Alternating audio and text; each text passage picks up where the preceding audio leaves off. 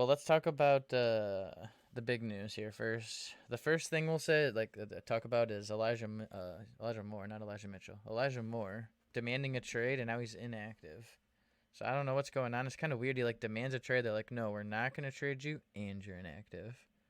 So it feels like they're probably going to trade him, right? They just can't say they're going to trade him. Yeah, or he's just being punished. I don't know. Will they just make him inactive until he's not complaining to them and then reactivate him? I kind of understand where he's coming from. He's getting literally no targets at all. The Zach Wilson effect has hit him the hardest for sure. I mean, Garrett Wilson's also getting hit, but man. It has to be frustrating to be a young receiver like that with Joe Flacco leading the offense and all these targets to go around to everybody just to go to not even being involved in the game at all. It's not because he's played bad. All right. Everyone's numbers have went down with Zach Wilson. I think if you're rebuilding, buying Elijah Moore right now would be pretty decent. Absolutely. And then I was really high on Elijah Moore. Me too. I think he's got the talent he's got the skills to pay the bills, Just not in a very good situation. There's a lot of young talent around him. They're really giving the ball to Brees. Corey Davis too, for some reason. He's taking his job pretty much. Yep.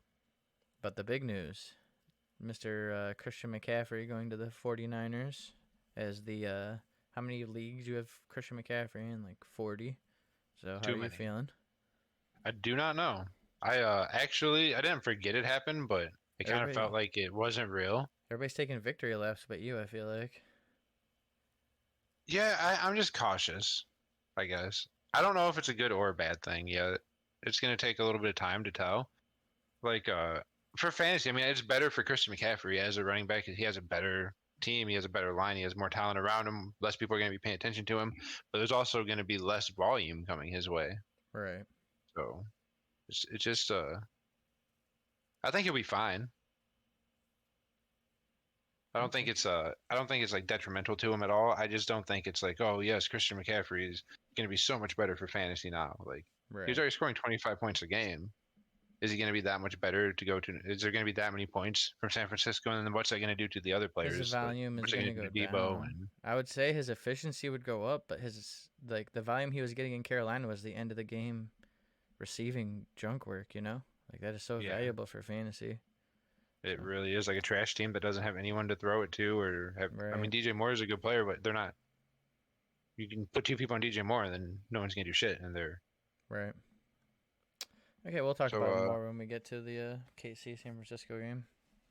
I don't hate it. It's definitely interesting. It's not the team I expected him to go to. Maybe the 49ers don't want to have a running back situation where they have to choose a guy anymore. They're just but I kind of think they're gonna put him in the slot a little bit. We'll see. That's just we always hope that happens. I feel like, and it never does. But I hope he's a perfect player to fucking. But I still hope. Yeah, I still hope. Never give up hope.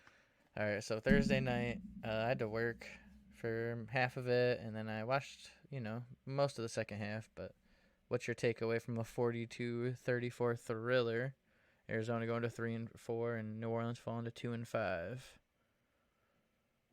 Yeah, I watched the entire game for once. I couldn't sleep very well. Prime time, you don't make it. Yeah, usually I'm out about halftime, but it was a pretty good game. Andy Dalton throwing two big pick sixes right before the first half really turned the tides in that game, but they stuck with him. I don't think he played bad. One was off a tip pass, made a couple bad throws. His first touchdown was nasty. It was the first drive, and he let one rip 60 yards down the field right to I think it was at Shaheed for a second touchdown in 2 weeks. Yeah, 1 target, 1 catch, 53 yards and a touchdown. Let's go. I think he had 1 rush the prior week, right? Alvin Kamara is definitely benefiting from Andy Dalton, that's for sure. Yeah, they're handing him the ball a lot. Well, targets, 9 targets. That's where it's at, Jameis was not giving him the targets like Brees and Dalton do, or have. Yeah, he's had 9 targets the past 2 weeks, with 6 the week prior. 23-19. It was a low 11 carries, but I mean, who cares? If he gets 9 targets, man, Yeah, and they were trailing the whole second half. 12.6 points on just receiving. So. Yeah, you gotta love that. And then the other side of the ball, it's just going to be frustrating. I feel like Eno had a really good game, but when James Conner comes back, they're probably going to be splitting more work, and now it's going to be hard to even start James Conner, you know? Keontae Ingram ran 9 times for 14 yards, but he was running the ball hard. The I stat line know. does not add up to. What I He saw had a of him, I was couple. impressed. I was impressed from what I He seen. in his reception, his 23-yard reception, he juked a couple people out, made some people miss. He's quick. He's strong. Got a touchdown. Almost got 2 touchdowns. I started Eno. I was upset for a moment when I thought he was about to get the second touchdown, but And then the receivers are pretty easy. You have D Hop and Olave, you start, and the rest are pretty much not startable yeah, just until target hogs. Michael Thomas 14 targets for each of them. or Hollywood might come back. You know, until then, I think you just start the two and you sit on Rondo more. So yeah, all right, let's move on to the actual games we got this weekend, huh?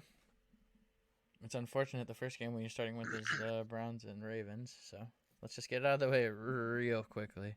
It shouldn't be too hard actually. The Ravens defense is not great against the pass, so I think Amari Cooper and possibly Donovan Peoples-Jones are startable. And Njoku, I think, is a definite start, and Nick Chubb is a definite start. How you feeling about Kareem Hunt? I think Kareem Hunt and Donovan Peoples-Jones are the question marks on the Browns. How are you feeling about them? I would feel comfortable flexing both of them. Both of them this week against because the defense or the matchup. Yeah, I think Baltimore's going to score points quick, and we're going to be running and scoring points too. So I could see Kareem Hunt coming into the backfield, getting some passing downs. Cool. And I then wouldn't on feel comfortable with any of the Baltimore running backs. that's So what I was gonna say, like Kenyon Drake, Justice Hill, Gus Edwards if he plays, like nothing, huh?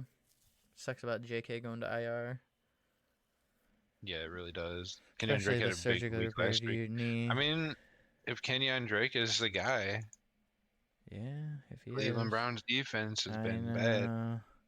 What about Gus? If he's the guy, like But the whoever's the problem guy, is, just who is you don't it? know who.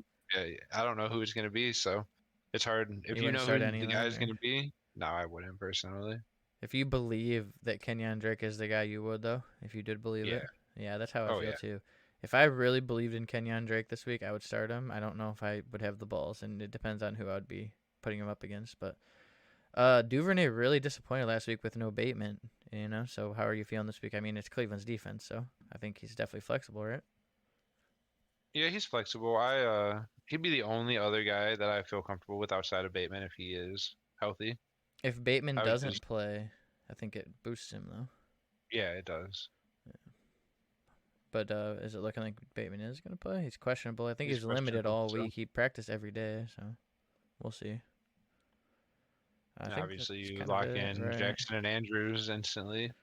Other than that, it's pretty much Cool. So we got Tampa Bay and Carolina. Fat matchup for Tampa Bay, and we have Carolina as the first week without Christian McCaffrey. So it's easily to say that you just literally you don't. Is there anyone you're starting on Carolina? Let's just put it that way. DJ Moore if I have to. I wouldn't, but if I I wouldn't want to. had to, I would If you not want draft to a though. team where you drafted DJ Moore is Deontay your second or Foreman was third getting receiver. more like time, like snaps before, but I don't know how if that it's gonna be really up in the air. You know, Yeah, they're Foreman and saying that Hubbard. Chuba is likely behind Foreman, but he's supposed to work the passing downs.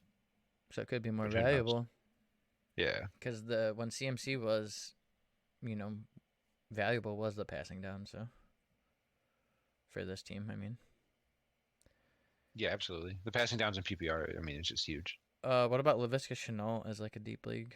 I kind of like Laviska a little bit. He's been injured, but I don't know. Somebody to keep an eye on, I He was a suppose. player I was high on last year. That's what I mean. I like to stay patient, so in the He's dynasty fast. He's leagues, he's got lightning decent speed. to put on your bench, you know, Yeah, just in case. pretty much off my radar completely in redraft, but in Yeah, Dynasty, I yeah, like him. He's a for young. sure. He's only 2 years pro. Yep. And then Tampa Bay's got a lot of starting potential. So obviously Tom Brady against Carolina, he's going to be a start. And obviously Mike Evans and Chris Godwin and Leonard Fournette are going to be a start. So the questions basically are Rashad White, Russell Gage, and Cade Otton. How are we feeling about those three? I like Rashad White. I think more than I like any of the three, Possible garbage time, yeah. for sure. Especially against Carolina, who's been really struggling. I don't hate Gage also isn't Otton a though. bad play. Otton without Brait. Last time Bright Yes. didn't play, he played 94% of snaps and had 7 targets. So it's something to keep an eye on, especially against Baltimore's defense. Or, I mean, Carolina's defense. Then he gets Baltimore the next week. So he's got 2 pretty good matchups. And if Bright doesn't play,